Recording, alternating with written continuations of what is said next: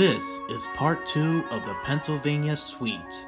Next, we'll be taking a look at Bruce Manson's American Flyer layout and toy collection inside a barn, located in the heart of Pennsylvania around the Amish countryside, just around Lancaster County.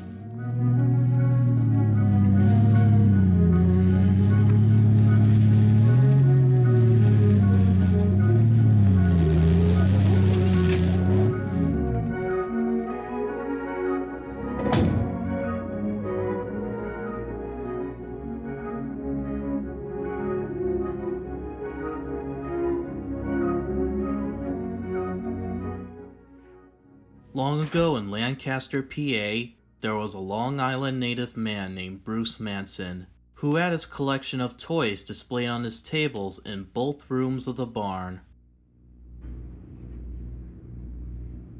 Good morning, everyone.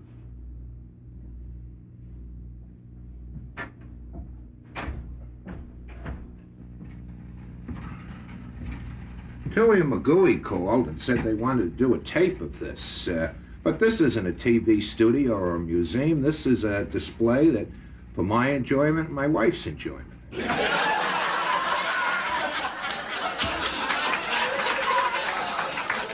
Upstairs above his toy collection, there was his large 30 by 40 foot American Flyer layout, covered with a ton of people, animals, buildings, streets, waterways, vehicles, track, landscape, and trains, along with so much more on there. This is the fanciful world of Bruce Manson and his enjoyment of trains and model dioramas. Now, unlike most American Flyer layouts where they put emphasis on the trains, Bruce Manson's layout puts more emphasis on the busy, everyday slice-of-life activity, while the trains at least played a lesser role to it. His idea is that trains are not supposed to spread out on most sections of the layout, but rather have like a few sections of track where the trains had passed by a few towns or cities akin to reality, which is accurate enough since most of us people had lived in places where there's only a line of railroad track where the trains had ran on, whether it was at a station or at a crossing gate. The layout contained several scenes that depicted busy life activities such as towns, cities, parks, or suburban areas, in a more cheeky and offbeat approach to it. Some of them are abstract and are from Bruce's own imagination, and some of them were based or loosely based on Bruce's memories from everyday life. This is not your typical toy train layout. To start off talking about his layout, there are 3 levels. The bottom level carries the American Flyer trains. Not only this layout had the American Flyer trains running, but on the top levels, there are HO and N gauge trains too. The second and third levels add some perspective for both the HO and N scale trains, giving the illusion that we'd see trains in the distance going around the mountains. I really didn't notice that Bruce had added some HO and N-scale trains on the top levels of the layout until now, because I thought his layout is mostly American Flyer, but it wasn't just American Flyer S-gauge alone. Bruce had an affinity with the Sierra Railroad in Nevada. In real life, the Sierra Railroad was a little short line railroad, like one of the engines seen in Back to the Future Part 3.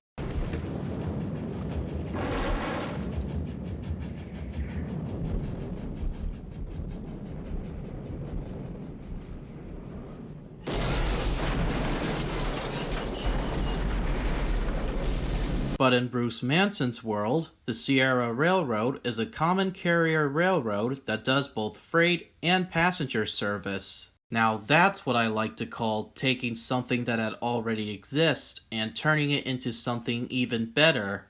The majority of Bruce's trains were Alco FA diesels, one in the Southern Pacific livery, one in the Union Pacific livery, one in the Santa Fe livery, and some were painted in the Sierra Railroad colors, of blue with the white lettering on it. Every now and then, he'll run a Pennsy K4 Pacific or a Civil War steamer on the tracks for special occasions. Now let's take a look around at some of the vignettes and model displays we see here. First up, there was Goldie's Place. It was some little gas station and convenience store, and we can hear people beefing about the debate of Lionel versus American Flyer track. This suburban city area had a couple of ghettos and a sign up on the pole saying York Fairgrounds, presumably where the York train show was held. There was an observation tower at the mountaintop, where people looked through their binoculars to watch some birds, and at the bottom, there was an artist painting a picture of a... Mwah! Good night, everybody. Around the side of the mountain, there was a bluff and the coast, with a lighthouse, Coast Guard station, and a little vacation spot called the Grand Hotel. Here at the Grand Hotel, there's some barbecuing at a restaurant, and some activity on the beach, where people were swimming, boating, relaxing on chairs or inflatable shades, throwing hoops or frisbees, and rafting. Down there alongside the beach, there's some fishing, water skiing, and fly casting. A shrimper went out to sea to catch some prawn, while some of the boys sat down at Sam's Fishery played the guitars, playing a little song or two. There are some lobster restaurants to eat above the bluff. The Red Lion seems to be like a popular place for guests, home to some of their delicious roasted meals. In other parts of Bruce's layout, there was a red light district, where it had some risque things going on in there like strip clubs or prostitutes or anything pertaining to the triple X on it. Over there was a peaceful town square, with a park, cemetery, and an antique shop at the corner, where people are feeling relaxed and happy.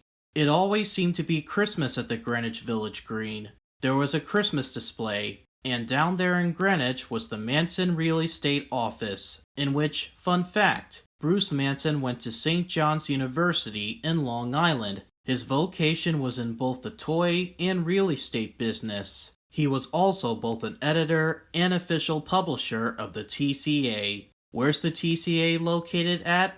Yep, you guessed it, inside the National Toy Train Museum in Strasburg, Pennsylvania. Yeah, some of you didn't even know that, now did you? Meanwhile, on the railroad, men were doing some maintenance work to the track every day to keep it in shape.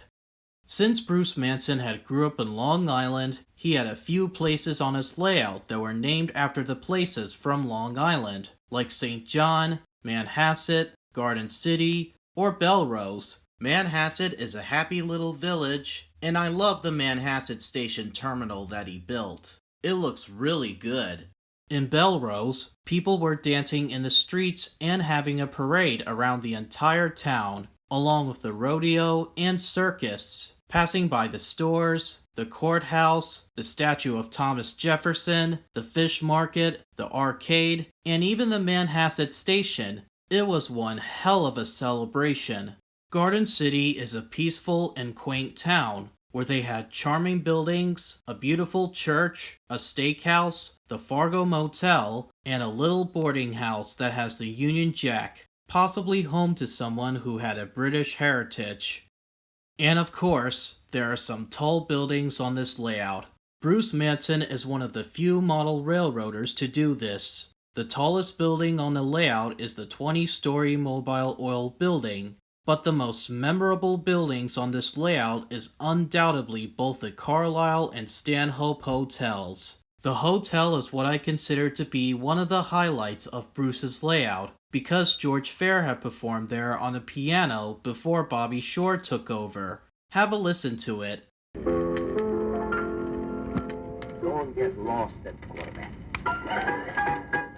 Or be signed by the Mets. Don't give up. Cigarette. Just come. Marvelous, isn't it? This was in fact based on one of Bruce Manson's memories in Long Island, where he used to work at one of the hotels, and one of his favorite places to be at was the Stanhope Hotel. Now how about a little look around at some of Bruce Manson's toys, shall we? He's got a lot of them. Here's the clown with the saxophone. Remember this guy? He appeared in I Love Toy Trains Part 1, where we saw him tip over. Or when we see him play I've Been Working on a Railroad with his arms swinging back and forth like this. There's a marked circus truck with the animals looking at the politicians, perhaps a metaphor of some political satire. Other toys that he had on the shelves were his Coca-Cola truck collection and his American Flyer toys. In his American Flyer collection, we can see that Bruce had owned an obscure Japanese knockoff of the American Flyer Franklin set, along with a couple of Japanese knockoff toys that he has. In the next room, he had his die-cast road vehicle collection and Disney's Mickey Mouse collection. Here are the cool Henry Katz toys, where you can pull a string of the climbing monkey. Bruce had a couple of variations of the climbing monkey toy. They all look really neat. At the bar next door, his wife Anna had her own layout too. It was a whimsical multi-gauge track layout that was a combination of standard gauge and O-gauge trains, with some of the template toys in action.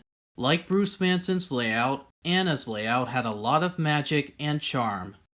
In regards to the debate between Lionel versus American Flyer track, watch what Bruce Manson did when he uses the center rail. You know, there's always a controversy about two-rail versus three-rail track. And a friend of mine, he lives in Scarsdale, someplace up in Westchester. His name evades me at the moment. Made a kit for making unrealistic two-rail track look more realistic by putting a third rail down.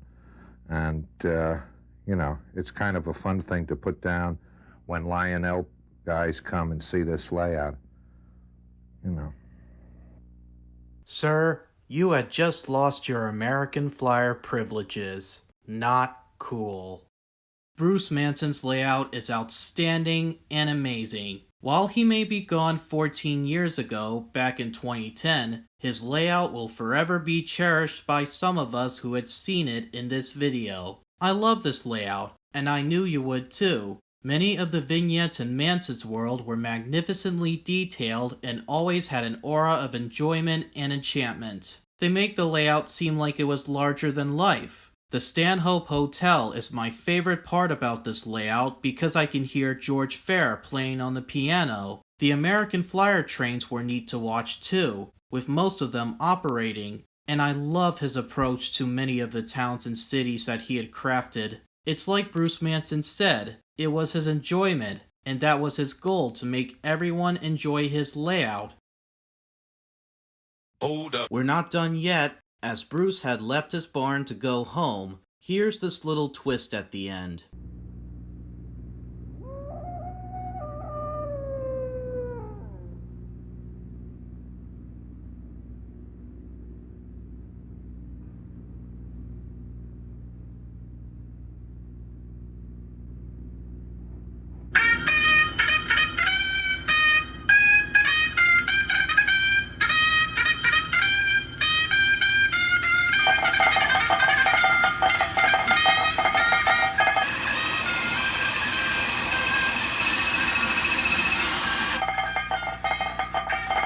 All the toys had come alive.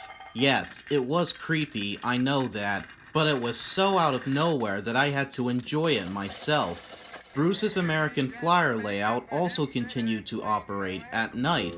The layout looks great in the dark.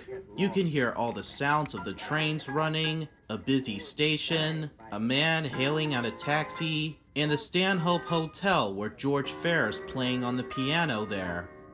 This is music to my ears. One coffee to go. Light on the sugar. Taxi. Thank you. Two coffee to go. 183. Hey man, where's my coffee? I've been here for 5 minutes. And that concludes our two-parter special of the Pennsylvania Suite. See you tomorrow as we talk about Fritz von Toggen's layout. Well, at least the Carlisle and Finch layout in his studio.